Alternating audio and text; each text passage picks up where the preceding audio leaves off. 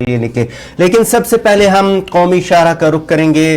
बानहाल से हमेशा की तरह सीनियर नुमाइंदे मीर मुदस्सिर जुड़े हैं, उनसे हम ट्रैफिक का अहवाल जानने की कोशिश करेंगे। बहुत बहुत शुक्रिया मुदस्सिर साहब हमारे साथ जुड़ने के लिए। अस्सलाम वालेकुम। आप हमें बताइएगा कि क्या कुछ सूरत हाल है आज कौमी शाहराह की, और कब तक इस वक्त क्या बर्फबारी हो रही है और कब तक ये बहाल होने की उम्मीद है? आज जी बहुत बहुत शुक्रिया रिजवान जी और इकरा जी, आपको भी मेरी तरफ से प्यार भरा सलाम। सुबह का वक्त है और हम इस वक्त लोगों को हाल से जो है रूबरू करवाते हैं कि बाहर का मौसम क्या है, क्योंकि लोग तो घरों में बैठे हैं इस वक्त, चाय की चुस्कियां भले ही वो ले रहे हैं, लेकिन हम उनको हाल बताते हैं कि आपके लिए आज दिन कैसा गुजरेगा और क्या मौसमी सूरत हाल रहेगी। आपको पता है कि महकमा मौसमियात की पेशन गोई थी कि आज यानी 26 जनवरी की रात को ही बर्फबारी होगी टनल के आर पार, तो वो हस्बे मामूल जो पेशन गोई है वो सही साबित हुई और सफेद चादर जो है एक बार फिर से बिछ गई, जिसकी वजह से आम जिंदगी जो है मफलूज होकर रह गई, जो जिंदगियां हैं वो दरहम बरहम रही।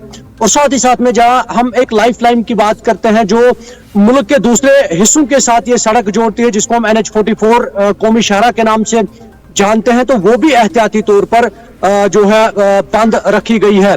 हालांकि कहीं पर कोई ऐसी रिपोर्ट नहीं आई है कि लैंडस्लाइड हो या कहीं पत्थर चट्टाने खिसकने का वाक़ा कोई आया हो, ऐसा कुछ भी नहीं है। नाशरी से लेकर नवयुगा टनल तक जो सड़क है, इस पर बानीहाल के सेक्टर में नाचलाना, चमलवास, बानीहाल और नवयुगा के दरमियान में बर्फ सड़क पर है, उसकी वजह से फिसलन है, जिसके बाइस ट्रैफिक हुकाम को गाड़ियों को एहतियाती तौर पर बंद करना पड़ा। हालांकि सुबह सुबह जो है हमारी बात SSP ट्रैफिक नेशनल हाईवे से हुई, उन्होंने भी ये कहा कि कोई बंद ट्रैफिक नहीं है, बट एहतियाती तौर पर इसको बंद रखा गया ताकि कोई भी नाखुशगवार वाक़ा या कोई परेशानी का सबब जो है कौमी शाहराह पर लोगों के साथ ना बन पड़े।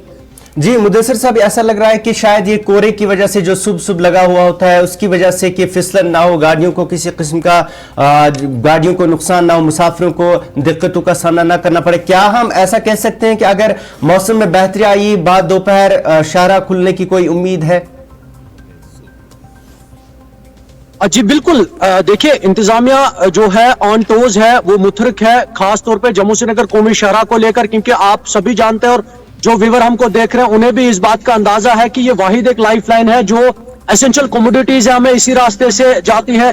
सिक्योरिटी के मामलात है वो भी इसी रास्ते से आना जाना होता है, तो तमाम चीजों का जो दारो मदार है वो इसी कौमी शाहराह पर है। तो इस वजह से तमाम जगहों पर, चाहे national highway authority of India की बात करेंगे, वो इस पर काम कर रहे हैं, वो मुतरक शाहराह पर डिस्ट्रिक्ट एडमिनिस्ट्रेशन, पुलिस, सिविल इंतजामिया, सब लोग जो है। लेकिन इंतजार इस बात का होता है कि मौसम में बेहतरी कब आएगी। देखिए अभी थोड़ी देर पहले तक जो है बर्फबारी हो रही थी, उसके बाद जो है अब बारिश का सिलसिला शुरू हुआ है।